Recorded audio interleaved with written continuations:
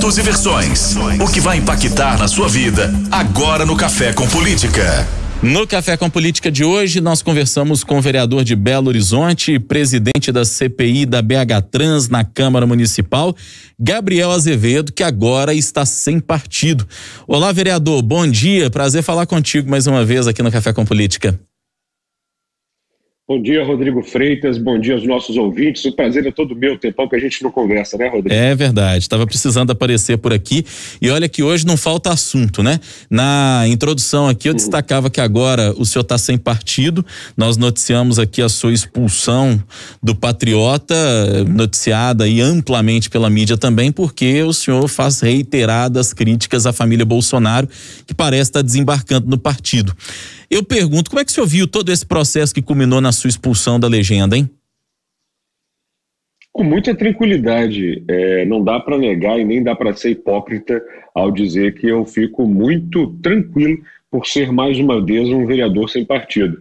Você sabe que eu defendo há muito tempo a possibilidade das pessoas poderem ser candidatas sem necessariamente estar afiliadas a uma legenda e, infelizmente, isso no Brasil ainda não é possível. Portanto, em 2016, quando eu fui ser candidato, eu me abriguei no PHS com um compromisso de independência. O partido foi incorporado pelo Podemos e aí, em 2019, eu passei a ser um vereador sem partido. Em 2020, para ser candidato, também busquei abrigo no Patriota e agora o partido tomou a decisão de me expulsar. Recebo com toda tranquilidade. Estou livre, leve, solto e trabalhando por Belo Horizonte com muitas ideias, ideais, posicionamentos, independente de partido. Imagino que o senhor tenha recebido convites de partidos a partir do momento em que essa expulsão foi anunciada. Adianta pra gente quem é que já te convidou. Bom, teve realmente um conjunto de partidos que fizeram esses convites. O PSD, o prefeito Alexandre Calil e o vice-prefeito Fuad Noma com o senador Antônio Anastasia me convidaram. O senador Rodrigo Pacheco também me chamou para o DEM. Minha querida presidente da Câmara, vereadora Nelly Aquino, convidou para o Podemos, houve ainda convite do PSB, do Democracia Cristã, do Cidadania. Olha, são 13 partidos que me convidaram, estava fazendo a continha e eu fico muito lisonjeado com o convite de todo mundo, sinal de que as pessoas são muito carinhosas e generosas comigo. Estou analisando, Rodrigo. E por onde vai passar essa sua decisão para a escolha de um novo partido? O que vai pesar? Pesa inclusive a cláusula de independência, assim como o senhor teve no Patriota, assim como o senhor teve no PHS quando foi eleito pela primeira vez? Rodrigo, eu acredito que política não é uma coisa que se faz sozinho, você faz coletivamente. Mas acredito que no Brasil as pessoas por vezes colocam seus interesses pessoais, interesses partidários acima do interesse da sociedade, da coletividade. Eu certamente vou buscar me agrupar ou me reunir com pessoas que coloquem as questões do município muito acima das questões pequenas, partidárias ou individuais. Eu acho que nós estamos numa cidade que merece uma ação coletiva. Meu foco, respondendo a sua pergunta, é Belo Horizonte. Então, me preocupa muito estar ao lado de quem está pensando nas soluções para a nossa cidade. Eu quero entender como é que a gente melhora a mobilidade, o desenvolvimento econômico, gera emprego para as pessoas da capital mineira. Isso tudo vai pesar muito na hora que eu decidir qual partido vai ser aquele em que eu vou estar numa possível próxima eleição. Como é que foi esse convite do PSD, do prefeito Alexandre Calil? Já que o senhor em 2016 era do PHS, foi um apoiador e um dos coordenadores da campanha do prefeito Calil, depois houve um distanciamento, um estranhamento entre vocês e agora há um convite do PSD do prefeito Alexandre Calil. Bom, quem me narrou isso foi o senador Antônio Anastasia e também o vice-prefeito Fuad Noma, que me ligou logo em seguida da expulsão para fazer um convite muito gentil para que eu esteja no PSD. Também anteontem, o secretário de governo, da Cléber Lopes, para falar que quer muito uma filiação com festa e presença de nomes nacionais. Eu fiquei lisonjeado com a fala generosa do secretário, que falou, de acordo com ele, em nome do prefeito, para que eu esteja no PSD. Realmente, como você disse, eu tive aí momentos de aproximação, de distanciamento, mas hoje, Rodrigo, talvez esteja acontecendo algo muito positivo na minha vida. Eu não estou brigando com ninguém, corrijo-me, tirando a família presidencial, realmente é um grupo político do qual eu quero distância, e muita distância. Eu, aqui em Minas Gerais, tenho uma relação muito positiva, seja com o senador Rodrigo Pacheco, que é presidente hoje do Senado, com o governador do estado, Romeu Zema, com o prefeito da capital. Eu acho que nós estamos com tanto problema na vida, Rodrigo, a sociedade está enfrentando tanto desafio que não convém aos políticos ficarem brigando e perdendo tempo entre eles, enquanto a gente deve ficar, na verdade, brigando com os problemas para resolver a vida das pessoas. Pois é, o senhor falou inclusive da família presidencial. O senhor deve saber que ontem a gente ouviu o seu ex-colega de partido aqui no Café com Política, o Vanderlei Porto, que inclusive divide o gabinete, a estrutura da Câmara com o senhor. Vocês formaram uma espécie de gabinetão, vamos dizer assim, para fazer uma analogia com aquilo que o pessoal já faz há alguns anos na Câmara Municipal. E ele dizia que a família Bolsonaro está querendo entrar no Patriota pela porta dos fundos. O senhor concorda com essa afirmativa do Vanderlei Porto? E por que as discordâncias dessa entrada da família Bolsonaro no Patriota? Olha, se o Vanderlei Porto falou, está falado. É um grande colega, um vereador que divide o gabinete comigo, como você disse, e temos feito uma dupla para atuar por Belo Horizonte. Um cara sensacional, com uma atuação a priori localizada na região do Barreiro, mas que tem feito muito pela cidade, pela causa animal. E o Vanderlei Porto foi o responsável pela montagem da chapa de vereador, nos elegemos juntos, é um cara democrático, centrista, e ele está aliado ao deputado estadual Dorgal Andrada, um amigo, o deputado federal Fred Costa, outro amigo, e eles fazem parte de um grupo que, de certa forma, conduz o Partido Patriota em Minas Gerais, inclusive na confecção de uma chapa de deputados estaduais, numa chapa de deputados federais.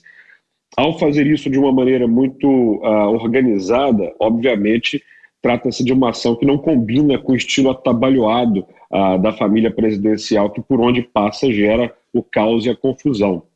Eu acho que quem viu as cenas do processo que aconteceu no partido na última segunda-feira compreende que há muito a ser questionado. E isso está correndo na justiça já, houve um questionamento judicial. Eu espero que o melhor prospere para as partes envolvidas, valorizando, é claro, a organização, o respeito às regras estatutárias e partidárias.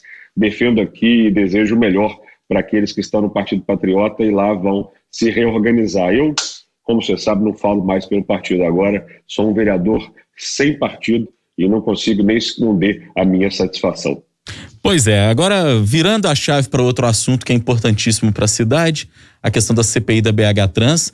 Já faz alguns anos que te ouço dizer que a gente precisava ter uma CPI para investigar a mobilidade urbana na capital e em especial a atuação da BH Trans, né?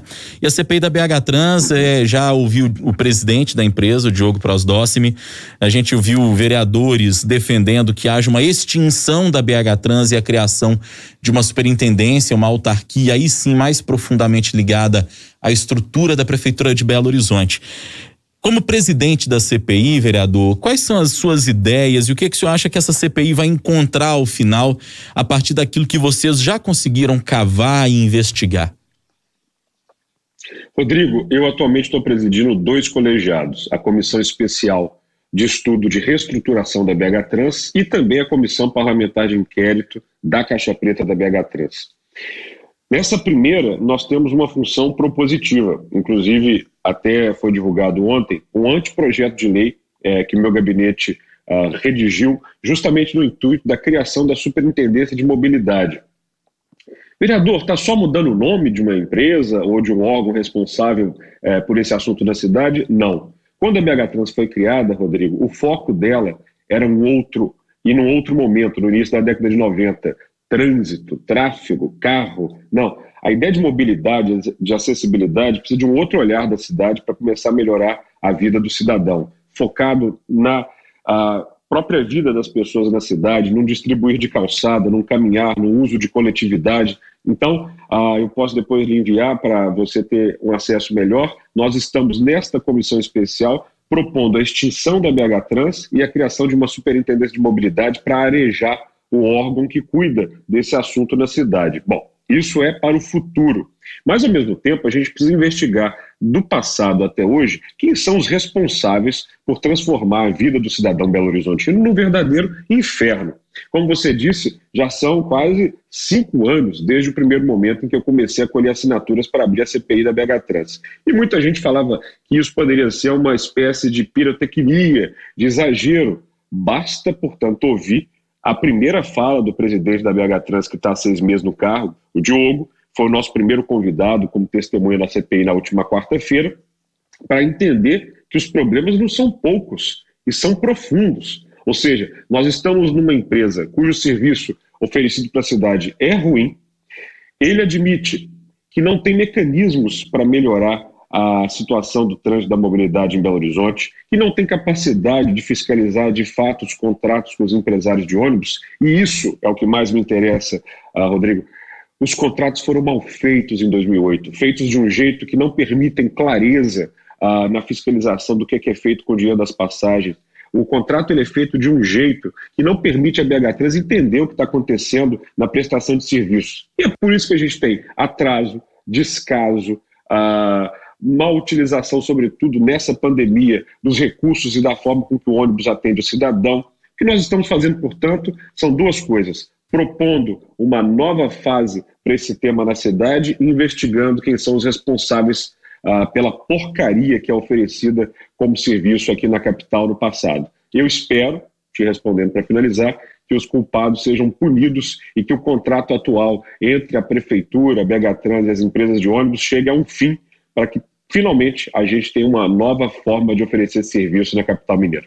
Esse contrato, vereador, como o senhor bem lembrou, ele é de 2008 e tem a duração de 20 longos anos e vai, portanto, até 2028, ou seja, ainda temos mais 7 anos pela frente com esse contrato. Recentemente, até o presidente da BH Trans, ele deu pra gente uma entrevista aqui e admitiu que poderia trabalhar em prol da revisão desse contrato, enfim, de mexer nessas cláusulas que hoje parecem inegociáveis. Você acha que é possível? Inclusive, você é um conhecedor da área do direito, né? Além de formado em comunicação como nós aqui, você também é advogado, é professor de direito. Existe essa possibilidade legal, até mesmo diante daquilo que muitos apontam como descumprimento desse contrato por parte das empresas de ônibus em BH? Existe por bem e existe por mal. No sentido por mal, há a clareza de contrato que está sendo descumprido permanentemente. Por exemplo, com a não presença dos trocadores no ônibus, um conjunto sem fim de multas que não é paga e não resolve. Porque, na verdade, quando vai se fazer o cálculo da tarifa para se chegar ao valor que o cidadão paga, você, por exemplo, está incluindo o custo do trocador, que não está lá. É como se cobrasse por um serviço que não é prestado. Isso é descumprimento permanente de contrato, dentre outras coisas. Agora, como eu ando muito pacífico, Rodrigo, e tentando buscar trazer a tranquilidade para as partes envolvidas, inclusive para os empresários, que eu disse anteontem, merecem um prêmio de filantropia, né, Rodrigo? Porque estão dizendo que tem permanentes prejuízos de 8 milhões de reais por mês há tempos na cidade. Você não fica sensibilizado com essa gente, coitada, que está dando de presente todo mês para a cidade essa quantidade absurda de dinheiro? Eu prometo que a gente pode terminar com o sofrimento deles. Basta fazer um conselho, um conjunto de conciliação para que as 2 partes cheguem a um final do contrato de maneira amigável. Isso pode ser feito, até previsto por lei, e a hora que eles começarem a querer sentar para a gente falar, atenção, o contrato do jeito que está hoje não vai continuar. E não é só porque há descumprimento, Rodrigo, é porque o mundo mudou. E mudou muito rápido de 2008 para cá. Não havia essa previsão completa dos aplicativos de mobilidade, de uma lógica que mudou o trânsito na cidade. Então, os empresários, já sentei com eles algumas vezes para dizer isso. Primeiro, não investem em tecnologia e inovação. Seria tão simples, meu cara, ter um aplicativo onde as pessoas veem exatamente onde é que está o veículo de ônibus, quantos usuários estão lá dentro, em que momento ele passa, para todo mundo se planejar. Isso, um conjunto de pessoas poder desenvolver, a gente ter mais clareza em quem usa, para onde essas pessoas vão, inteligência no processo de gestão de linhas. Já diz para eles que o negócio deles não é ônibus, mas mobilidade. E, uma hora, se ninguém se entender, a gente vai ter um colapso, porque do jeito que está o transporte em Belo Horizonte, ele não aguenta até 2028.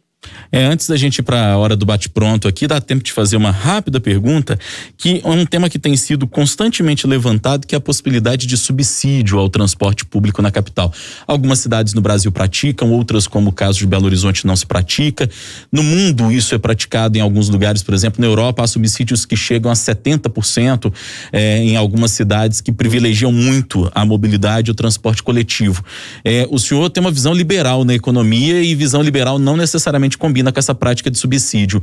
Qual a sua opinião efetiva a respeito disso? Eu tenho uma visão social liberal da sociedade, meu caro. E por isso entendo que sim, o Estado, por vezes, tem um papel de mediar a vida das pessoas no sentido de buscar o que é melhor. Ou seja, vamos pensar, sendo aqui um social liberal, no serviço de lixo na capital. Todo mundo, de certa forma, paga uma taxa e há ao recolhimento de lixo, com a iluminação. Imagine se todo mundo fosse pagar pela quantidade de lixo ou o processo que gera. Na verdade, isso também podia ser muito melhor. Mas eu defendo o fundo. Tanto defendo que no anteprojeto, vou lhe enviar aí para você já ter acesso, há uma previsão da criação desse fundo que aperfeiçoou, inclusive, o que tinha sido gerado pelo plano diretor. Então, mesmo sendo um social liberal, aliás, por ser um social liberal, eu acredito que a criação de um fundo, de um financiamento, de um subsídio, ele faz sim sentido, mas não simplesmente para juntar um pote de dinheiro e manter as coisas no transporte, na mobilidade como estão. É para fazer com que a gestão disso tudo seja tocada com mais inovação e mais eficiência. Hora do bate-pronto. No Café com Política, hora do bate-pronto. Você já conhece o quadro, é quase sócio aqui, perguntas objetivas, respostas objetivas. Combinado, vereador? Combinadíssimo. Para começar, as CPIs em BH. Fundamentais. A CPI da BH Trans. Demorou, saiu e vai começar a resolver o problema da cidade. O prefeito Alexandre Calil. Tem se esforçado para fazer com que a nossa cidade tenha um número muito menor de mortos do que poderia ter diante de uma gestão equivocada na pandemia. BH pós-pandemia. Precisa de criatividade para gerar empregos e resolver os seus problemas se inspirando nas melhores práticas do planeta. O patriota. Foi. E a família Bolsonaro? Vai. Um dia vai. Pode ficar tranquilo que não há mal que perdure para sempre. Vereador de Belo Horizonte, Gabriel Azevedo, agora sem partido, presidente da CPI da BH Trans na Câmara Municipal, foi o nosso convidado nessa sexta-feira. Vereador, obrigado, prazer falar com o senhor. Vou aguardar esses anteprojetos aí, esse material que o senhor ficou de passar para a gente estudar e poder trabalhar esse assunto da mobilidade que nós sabemos que é bem importante aqui para a cidade, viu? Eu vou lhe passar agora aí já pela Adriana e quero inclusive parabenizar não só a Rádio Super, como o Jornal Tempo, pela série especial que fez sobre a mobilidade, sobre a história do trânsito e do transporte na cidade. Eu li atentamente, vou lhe passar o material e acho que o papel da imprensa é sempre algo que a gente tem que valorizar aqui na nossa democracia, diante, sobretudo, inclusive, de um presidente babaca que não perde a oportunidade de criticar o jornalismo. Eu faço questão de contrapô-lo, elogiando o jornalismo e, sobretudo, dizendo que profissionais como você, Rodrigo, são fundamentais para a nossa democracia e para o avançar da nossa sociedade. Muito obrigado, vereador. Seguimos aqui, tentando fazer sempre o nosso papel. Até a próxima.